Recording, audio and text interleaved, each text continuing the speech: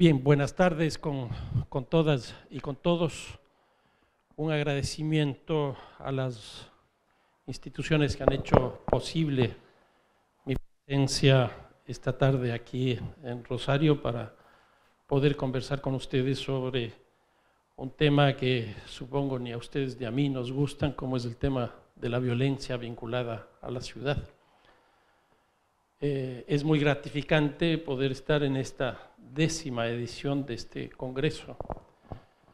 No hace mucho conversaba con un gran amigo, Jordi Borja, que probablemente ustedes le conocen, y con él conversábamos y decíamos que en general en América Latina está lleno del primer congreso y generalmente se llega al segundo congreso, pero que muy difícil es llegar a un 10º, a institucionalizar un proceso de debate como el que ustedes han tenido. Es muy difícil construir esto y, bueno, de alguna manera a mí también me ha tocado hacer algunas actividades vinculadas a este tipo de acciones. De tal manera que, a la par de agradecerles por invitarme para estar en este evento, quiero también felicitarles por este gran esfuerzo de tener ya esta 10ª edición. Lo que voy a poner a consideración de ustedes es lo que aparece aquí con el nombre de Violencia y Ciudad, una ecuación irresuelta. ¿Y por qué planteo esto? Porque en general se ha pensado muy poco la relación entre violencia y ciudad, ciudad y violencia. En general, los enfoques para la comprensión de la violencia han sido principalmente, como vamos a ver, vinculados al tema de la causalidad, lo que se denomina con el nombre de etiología. Y generalmente se ha planteado la causa, como una de las causas de la violencia, la ciudad. Y yo me he resistido a creer que eso puede ser posible. Y entonces lo que quiero mostrar hoy día con este nombre de una ecuación irresuelta es que esa causalidad no es de lo más feliz como para comprender la ciudad y como para comprender lo que es la violencia. Van a ser alrededor de unos 5 temas los que tope. Empiezo a manera de introducción señalando una tendencia que se observa en general en América Latina, y es que en estos últimos 25 años, es decir, desde fines del siglo pasado para acá, lo que hemos tenido es un crecimiento muy fuerte de la violencia y también una altísima diversificación de la misma. Como muestra de esto se puede señalar que la tasa de homicidios, que es con lo que generalmente se mide la violencia en la región, en estos 25 años se ha duplicado. Pasamos de más o menos 12 homicidios por 100.000 habitantes a cerca de 25 homicidios por 100.000 habitantes. En otras palabras, estamos viviendo una tendencia creciente de la violencia en la región. Pero no solo que ha crecido, sino también se ha diversificado. Hoy día tenemos un conjunto de violencias que antes no teníamos. Cuando uno se pone a revisar la violencia de hace 100 años, muchos de los casos de violencia estaban vinculados a cuestiones de la ética, de la moral, y hoy día básicamente están vinculados al tema de la sobrevivencia, al tema del patrimonio, a lo que las personas tienen o dejan de tener. En otras palabras, la violencia ha crecido, la violencia se ha diversificado y también la violencia ha cambiado sustancialmente. Y aquí yo sostengo que en la actualidad tenemos 4 matrices de violencia.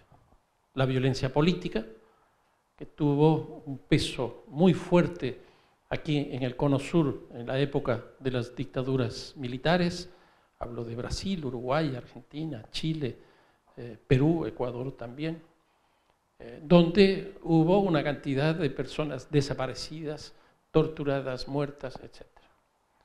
Pero también podemos ver el caso de la violencia política en Colombia, que ha asolado ese país durante más de 50 años. Por suerte ya llegaron a un proceso de paz.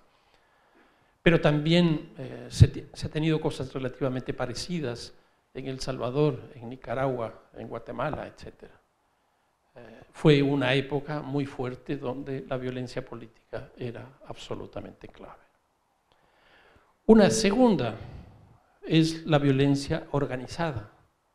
Y esta violencia organizada en general en América Latina tiene un predominio o empieza a tener un peso relativamente significativo desde fines del siglo pasado, más o menos década de los 80, principios de los 90. Y esta violencia organizada está altamente vinculada a lo que se conoce como los mercados ilegales. Entonces aquí aparecen mercados ilegales de armas, trata de personas, migración irregular y probablemente el sector más rentable en términos económicos, el narcotráfico. Y esta lógica de este crimen organizado se fue generalizando hacia todas las formas de la violencia que existen en América Latina. Al extremo que hoy día podríamos decir que todos los hechos de violencia que existen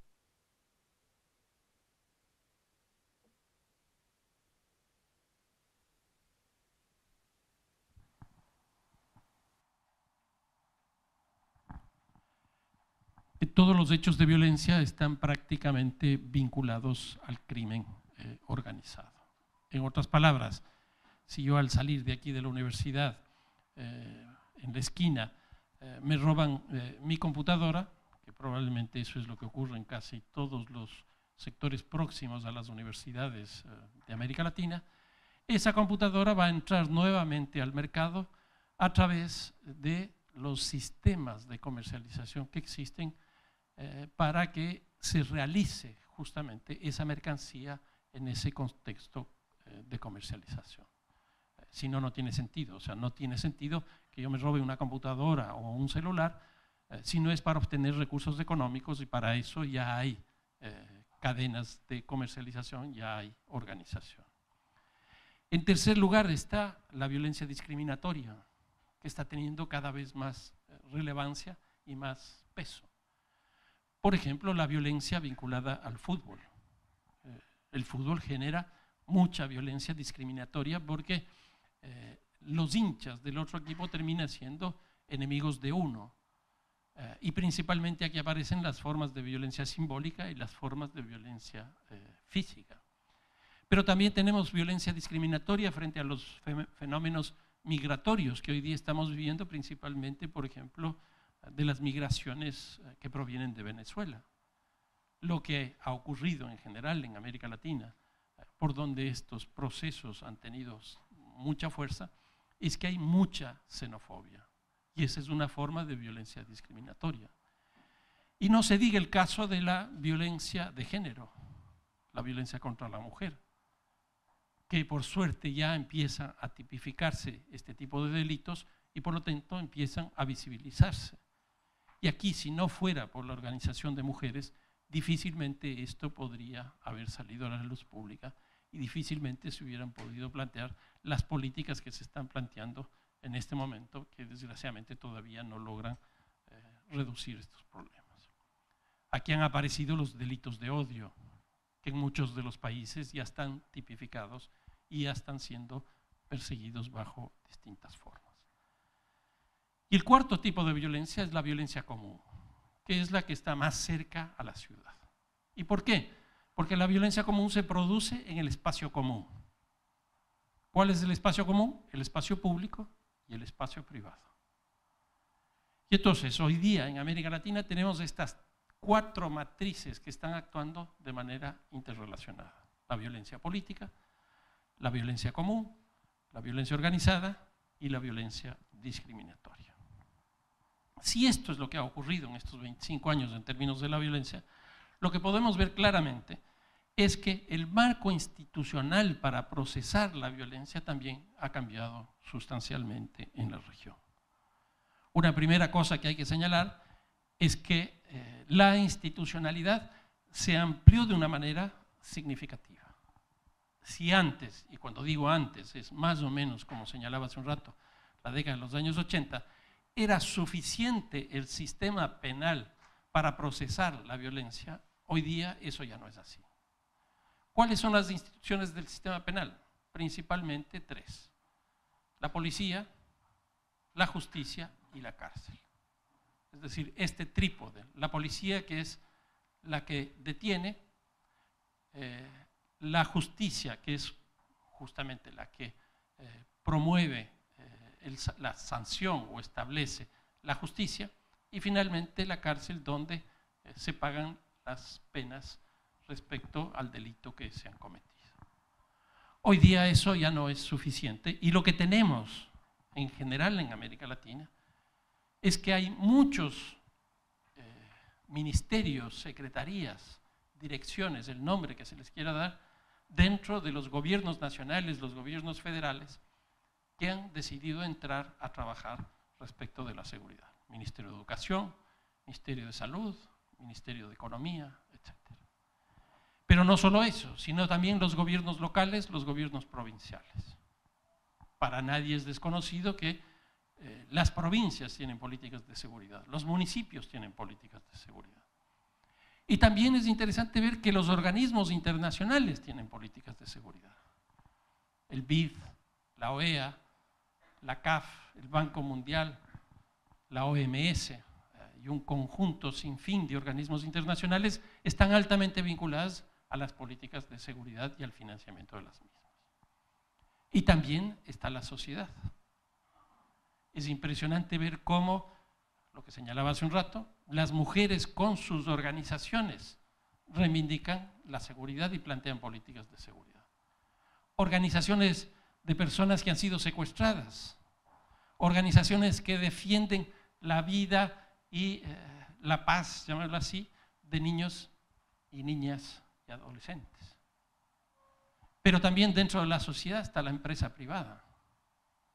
Hay un conjunto de empresas vinculadas al sector del mercado que hoy día tienen mucho que hacer respecto de la seguridad. Incluso uno de los grandes problemas que existe hoy día es la comercialización de la seguridad. Las alarmas están por todo lado, los perros están por todo lado, está también todos los mecanismos de defensa personal que existen, etc. Entonces, hoy día hay toda una sociedad que está totalmente vinculada a esto.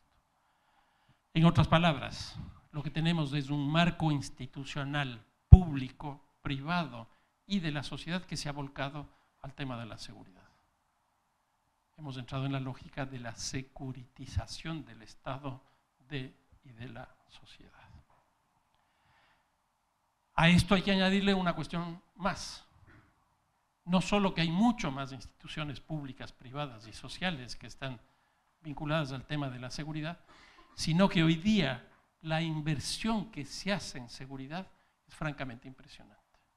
La cantidad de recursos que hoy día se destinan a la seguridad no tiene nada que ver con la que se destinaba a fines del siglo pasado. Las políticas que se están planteando hoy día son básicamente una especie de reflejo de la demanda de la población. En otras palabras, la agenda pública que surge de la propia sociedad termina convirtiéndose en agenda política. Y aquí lo que ha surgido como políticas principales son el populismo penal, es la guerra al narcotráfico, la guerra a los mercados ilegales, la guerra al graffiti, la guerra. Y es muy interesante que frente a este discurso de la violencia que han asumido las políticas públicas, tenemos también un discurso respecto de la prevención. Pero yo he tenido la oportunidad de ver en varios municipios, en varios gobiernos, los presupuestos de cuánto se destina para prevención y cuánto se destina para las otras políticas. Es exactamente igual a lo que se señala de que lo que no está en los medios, en los medios de comunicación no existe. Yo creo que lo que no está en el presupuesto tampoco existe. Entonces, ¿qué es lo que ocurre? Cuando nosotros vemos los presupuestos, en términos de prevención, las cantidades son muy pequeñas. En otras palabras, no tenemos políticas de prevención, a pesar de que podemos llamar a la política tal, de la policía tal, como política preventiva, o a la prevención situacional, o a la prevención social, cualquiera de estos nombres que han aparecido. Y se ha hablado mucho de la reforma policial, de la reforma de seguridad, de la reforma de la justicia. Y yo lo que veo en América Latina en general es que hoy día la gran reforma que nosotros hemos tenido de la policía es la privatización de la policía. Este rato, por cada policía público hay 4 policías privados. Es decir, 4 veces más policías privados que policías públicos. Y para que ustedes vean, la demanda principal de los policías privados es el sector público. Cuando ustedes entran a una dependencia del sector público, no van a ver policías públicos resguardando o generando cierta seguridad para la población y para la institución, sino que van a ver a la seguridad privada haciendo ese tipo de cosas. Resultado de esto, en otras palabras, del incremento de la violencia, de la diversificación de la violencia, de la presencia de mayor número de instituciones de todos los sectores y la mayor cantidad de presupuesto, lo que tenemos, y esto es desgarrador, y es dicho por el Banco Interamericano de Desarrollo, señala que en el año 2015, 135,000 personas fueron asesinadas en América Latina. Y en ese mismo año, el costo de la violencia fue de 120,000 millones de dólares. Si ustedes hacen una ponderación de estos números para los 25 años, obviamente lo que nos vamos a dar cuenta es que estamos frente a una tragedia absolutamente descomunal. Solo en el 2015, 135,000 personas fueron asesinadas. Y en ese mismo año, 120,000 millones de dólares fueron los que se perdieron por el tema de la seguridad. Pónganse a pensar lo que el gobierno argentino solicitó de crédito del Fondo Monetario Internacional, no llega a ser ni siquiera la mitad de estos recursos que en general hemos perdido por esta razón. Una segunda idea, urbanización y violencia. Nosotros tenemos en América Latina una urbanización altamente polarizada. ¿Qué quiere decir esto? Quiere decir, por un lado, que prácticamente toda la población que tenemos en América Latina vive en ciudades. En 1950, el 41% de la población vivía en ciudades. Hoy día vive el 82% de la población en ciudades. Entonces, esta polarización, primera, entre campo y ciudad, es absolutamente clara. La mayor parte de la población vive en ciudades. Una segunda característica, que es muy importante. En América Latina hay 63 ciudades que tienen más de 1 millón de habitantes. Solo 63 ciudades que tienen más de 1 millón de habitantes. Estas 63 ciudades significa el 0.37% de la totalidad de las ciudades que existen en la región. Pero ¿qué quiere decir esto? Que este 0.37% tiene concentradas el 41% de la población de América Latina. Y podemos ver en muchos de los casos el tema de la primacía urbana, que es cómo se mide la relación que existe entre la ciudad más grande y el resto de ciudades en América Latina. Por eso en la región apareció el concepto de la macrocefalia, es decir, una gran cabeza por país. Uruguay, Montevideo, Perú, Lima, Argentina, Buenos Aires, Panamá y así sucesivamente. La excepción que ha existido en América Latina es Colombia, porque Colombia tiene una estructura urbana donde tiene una ciudad relativamente grande como Bogotá, que está en 9 millones de habitantes, luego tiene 3 ciudades, Cali, Medellín y Barranquilla, y luego se va construyendo la pirámide, que era lo que se buscaba en aquella época como política. Pero lo que tenemos sin duda es un proceso de urbanización muy acelerado y un proceso de urbanización altamente polarizado. Ahora, este dato que les doy del 82% de la población que vive en ciudades, también significa inmediatamente que el 18% de la población vive en el campo. ¿Qué significa esto? Que en el año 41, que en el año 50, casi el 60% de la población vivía en el campo. Si nosotros vemos como un proceso de transición del campo a la ciudad, de migración del campo a la ciudad, podemos afirmar, y yo lo afirmo incluso en mis textos, que el ciclo de la migración campos y ciudad se cerró en América Latina. Hoy día la urbanización sustentada principalmente en la migración del campo a la ciudad prácticamente ya desapareció. Y lo que tenemos hoy día es la migración internacional, que García Canclini plantea que muchas de las segundas, terceras, cuartas ciudades de América Latina hoy día no están en sus propios países, ni siquiera en el mismo continente, sino que están en otros continentes, en otros países. Esto que hablábamos de la migración venezolana, podemos hablar de la migración haitiana, podemos hablar de la migración colombiana, de la migración de cualquiera de nuestros países. Nosotros que tuvimos una crisis económica muy fuerte en el cambio de siglo, que nos condujo a la salida de la dolarización, eso significó que 1.800.000 ecuatorianos salgan del Ecuador. Entonces, hoy día es otra la realidad en términos de la urbanización.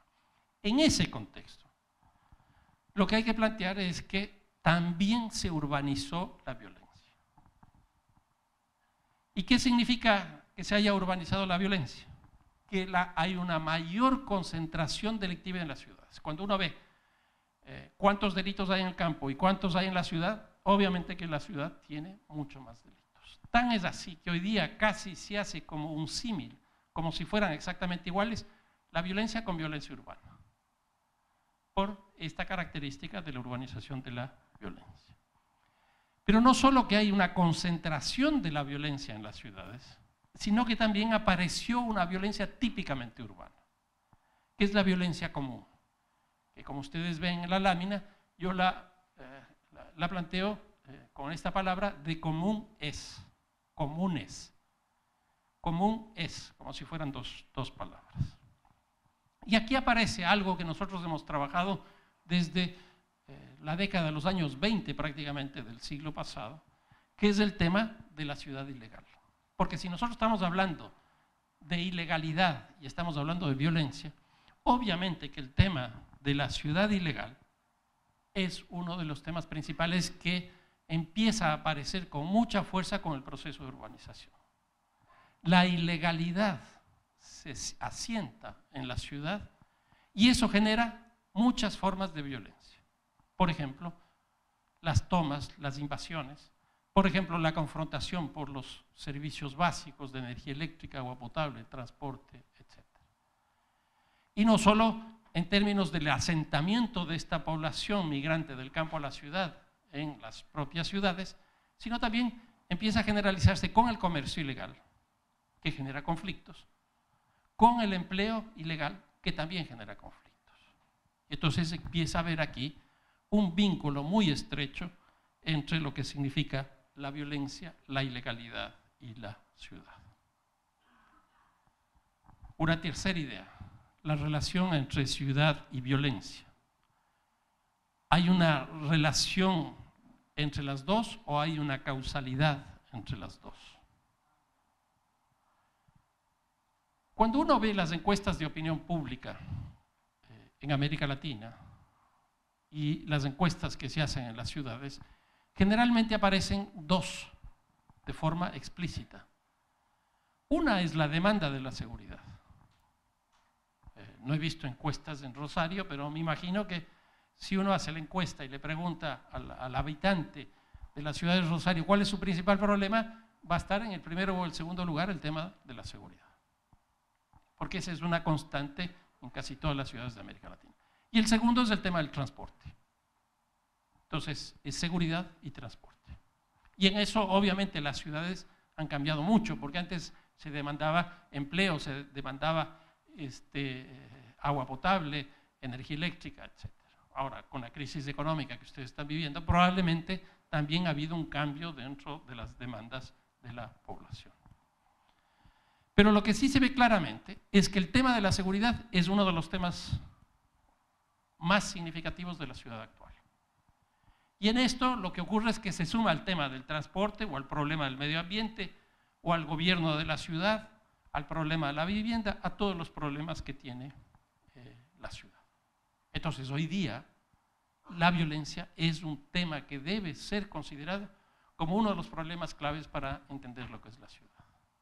Y esa también es la razón por la cual que yo empecé estudiando, y sigo obviamente estudiando, la ciudad, pero me parecía que para entender la ciudad habría que, en este momento, estudiar el tema de la violencia, y eso es lo que hice.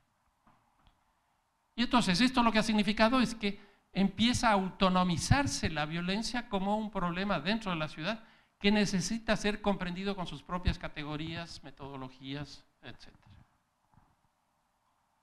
Y a pesar de esto, de que la violencia ha crecido, de que tenemos marcos institucionales más amplios, de que tenemos más recursos involucrados, de que se ha convertido en un problema de la ciudad, es muy poco lo que conocemos en esta relación entre ciudad y violencia. ¿Y por qué? Porque todavía no logramos hacer ese link, esa relación entre los dos.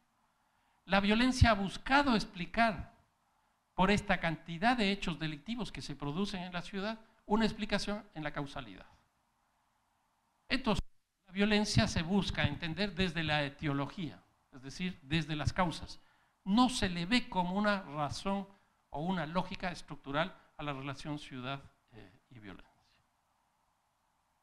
Y entonces yo creo que este es un tema que en las universidades deberíamos empezar a trabajar con mucha más fuerza y hacer investigación para comprender qué mismo está pasando con esta ecuación que ha sido definida en esta exposición como irresuelta. ¿Qué es lo que vemos cuando se entiende o se plantea que la violencia surge de la ciudad? Por lo menos aquí aparecen tres elementos que a mí me llaman la atención. Justamente las mayores tasas de homicidios en América Latina se producen cuando las tasas de urbanización empiezan a caer. En el año 50 la tasa de urbanización de América Latina era 4.6. Hoy día es de 2.1. Ustedes aquí tienen una tasa incluso inferior, que es una tasa relativamente baja. Pero ¿qué es lo que ocurre? Mientras empiezan a caer la urbanización, lo que tenemos es que la tasa de homicidios está subiendo, se duplica, que es lo que veíamos al principio. Una segunda cosa, que los países más urbanos en América Latina no son los más violentos.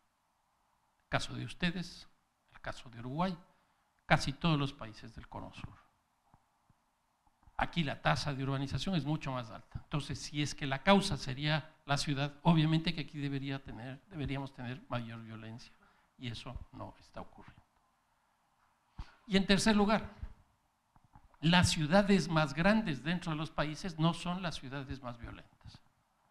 Miren el caso de Brasil. São Paulo es más grande que Río de Janeiro, pero São Paulo no tiene la tasa de homicidios más alta que Río de Janeiro. Vean el caso de Ciudad de México, que es más grande que Monterrey, más grande que de Guadalajara, y estas dos tienen tasas de homicidios más altas. El caso de Santiago con las ciudades del norte chilena, exactamente lo mismo. Y así podemos ir viendo cosas. Entonces, esa causalidad no funciona. Lo que sí creo que es interesante entender es que sí hay modelos de ciudades que son proclives a generar hechos de violencia muy claros. ¿Y por qué esto? Porque nuestras ciudades son altamente fragmentadas. Y la fragmentación no es otra cosa que la desigualdad. Y la desigualdad genera violencia. La exclusión en nuestras ciudades es brutal. Unos tienen acceso a unos servicios, otros no tienen acceso a esos servicios. La densidad, por ejemplo, los proyectos de vivienda en Santiago, en Chile, los proyectos de vivienda en México, que tienen unos niveles de hacinamiento impresionantes, que han logrado reducir los déficits de vivienda, tanto en Chile como en México, lo que ha producido por la altísima densidad que tiene, niveles de violencia mayores. Y yo creo que tenemos que empezar a aprender respecto de eso. La disputa del espacio público genera problemas. Eso es clarísimo. El acceso a las infraestructuras y los servicios también tenemos algunos problemas. Y este tipo de ciudad no está produciendo ciudadanía, sino que está produciendo foraneidad. Es decir, tenemos un conjunto de extranjeros dentro de nuestra propia ciudad. El que vive en el sur no tiene nada que ver con el que vive en el norte, o en el gueto que está aquí no tiene nada que ver con el gueto que está acá. Y eso en la forma del graffiti, en la forma de la música, en la forma de las expresiones culturales, se ve claramente. Pero no solo en eso, sino que la violencia lo que nos ha generado son un conjunto de situaciones que tienden a fortalecer aún más esta foraneidad, como son, por ejemplo, las urbanizaciones cerradas, lo que ustedes llaman los countries. Que para uno poder entrar a un country tiene que identificarse. En algunos casos le hacen el cacheo correspondiente y después sí puede entrar. Y lo mismo ocurre con los edificios de la administración pública, privada, el comercio, etcétera, etcétera. En otras palabras, hemos sido capaces de producir ciudades de extranjeros, ciudades de foráneos, y eso obviamente nos lleva a unos niveles de violencia bastante altos. Entonces, la ciudad no es una causa, pero sí ciertos modelos de ciudad producen violencia.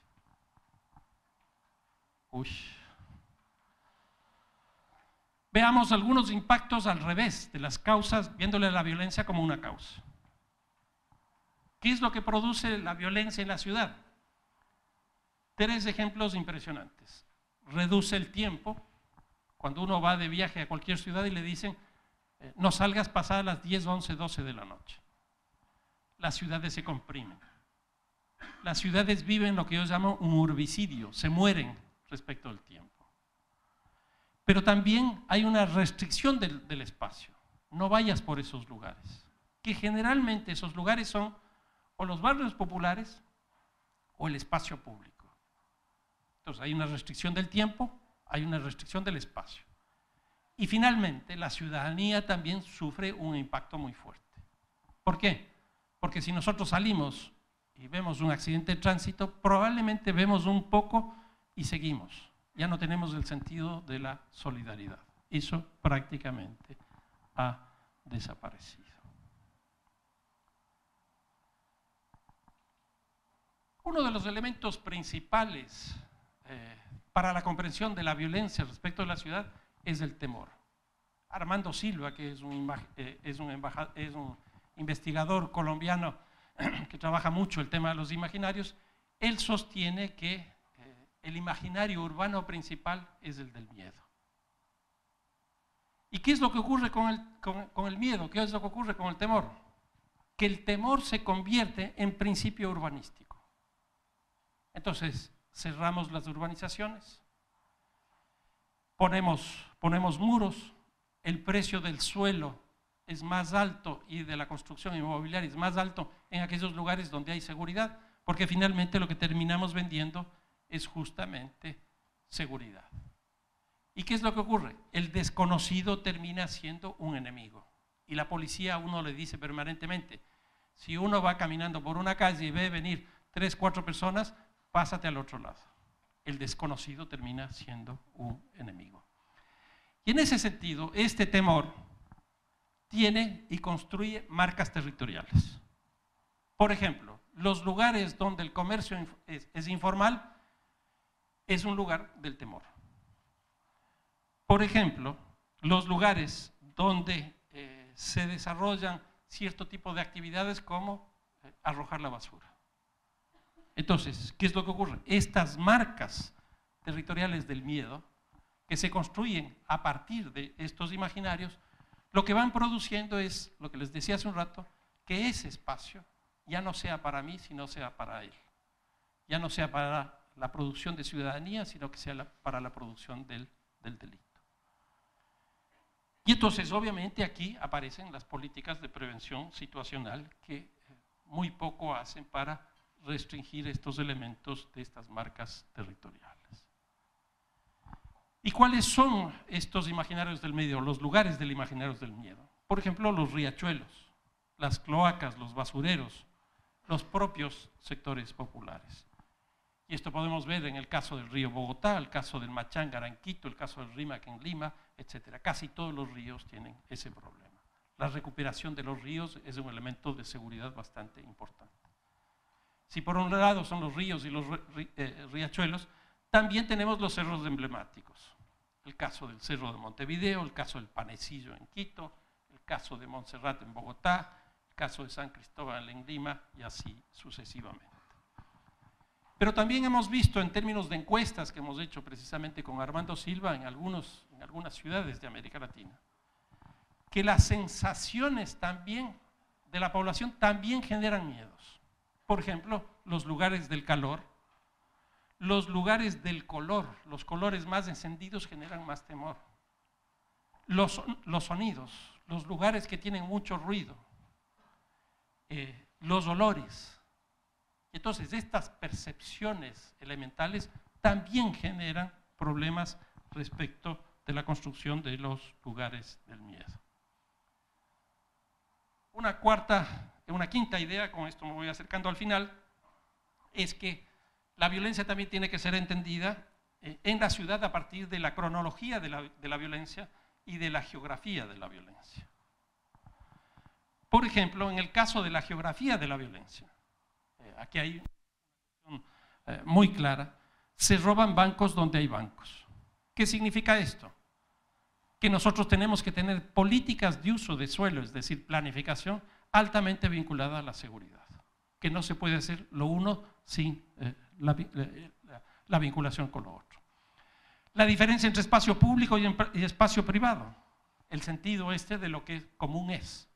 Entonces también tenemos que tener una política frente al espacio público, a la calle, a la plaza, al parque, etc. Como también tenemos que tener frente al espacio privado. Y probablemente el lugar más violento en términos del temor, del miedo y de los hechos delictivos, es decir, de la violencia objetiva y subjetiva, sea la centralidad. Y eso se puede ver, por ejemplo, con estos dos cuadros que ustedes tienen aquí. El primero, de la izquierda, es simplemente la información, en el caso de mi ciudad, procesada semanalmente, y ahí ustedes tienen una lógica muy clara de cómo tiene su temporalidad. Los homicidios se producen generalmente viernes y sábado. El robo de vehículos se produce durante la semana, que son en las zonas centrales, y el robo a las personas, el robo y hurto a las personas, también se produce durante la semana y se produce en el espacio público. En otras palabras, hay una gran lógica entre lo que es el tiempo del delito y el espacio del delito, la geografía y la cronología. ¿Cuáles son las políticas que se han planteado? Y con esto termino, que son internacionalmente legitimadas, si se quiere, pero con las que yo no estoy muy de acuerdo. Uno es lo que se conoce con el nombre de la prevención situacional, que no es otra cosa más que la reducción de las oportunidades al delito mediante, por ejemplo, iluminación, la mejora del espacio público, etc. Luego está la tesis de las ventanas rotas, que es la tesis principal que se esgrimió en Nueva York con Giuliani y con Bratton, y que en este caso es reducir el desorden callejero, y básicamente en el espacio público, y generalmente se pone el ejemplo del automóvil al que primero le rompen una ventana, después le rompen todas las ventanas, se le roban las llantas, etcétera, etcétera. Luego llegan gente a vivir dentro del auto, luego están los drogaditos alrededor y la violencia se acrecenta. Entonces, la lógica de la ventana rota es reducir el desorden callejero, reducir la ruptura de las ventanas o reducir el grafiti. Y la última, la tercera, es la policía comunitaria, que es una forma de invasión de las zonas populares, de las villas miserias, donde vive la gente, y entonces termina uno de alguna manera criminalizando a esos sectores. Alfredo Rodríguez, que es chileno, escribió un texto hace como 30 años respecto de Lima, que lo definió de invasores invadidos, justamente a toda la barriada popular, a los pueblos jóvenes, como les llaman en Lima, de cómo para resolver ese problema aparecieron una cantidad de ONGs, universidades, organismos del sector público, privado, etcétera, que empezaron a invadir a esas barriadas para supuestamente sacarles de la indigencia. Obviamente no pasó nada. Lo mismo es en este caso con la policía comunitaria. Entonces es una especie de presencia de invasores a través no solo de la policía, sino hoy día de la tecnología. Y finalmente, pues termino con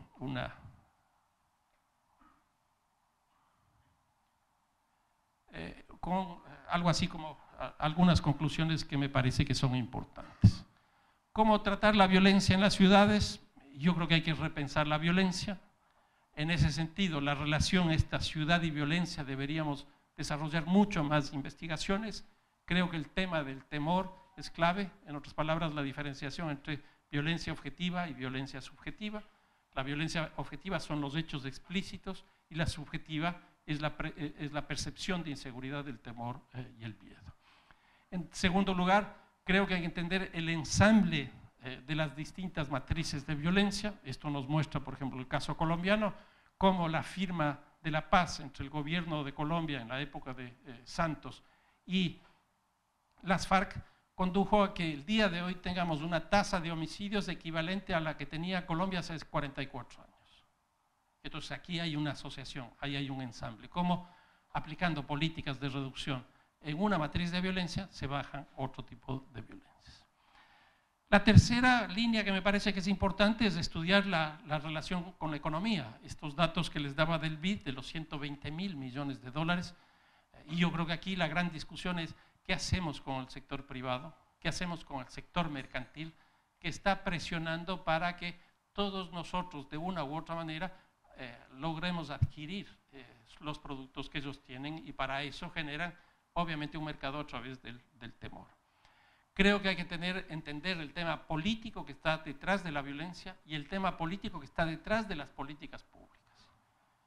Sin entender el tema de la economía y la política, me parece que es difícil que podamos entender esto. Y finalmente, obviamente que hay que estudiar los marcos institucionales. ¿Qué hace la Secretaría o Ministerio de Educación? ¿Qué hace la Secretaría o Ministerio de Salud? ¿Qué hace la policía? ¿Cómo hace la justicia? Etcétera. Es decir, todo el marco institucional. En otras palabras, para enfrentar las violencias en la ciudad, se enfrenta con políticas urbanas nada más, con políticas de seguridad ciudadana nada más, o es una necesidad de trabajar de manera conjunta estas tres visiones. Creo que hay que tener una política absolutamente integral de política urbana y política de seguridad ciudadana. Muchas gracias.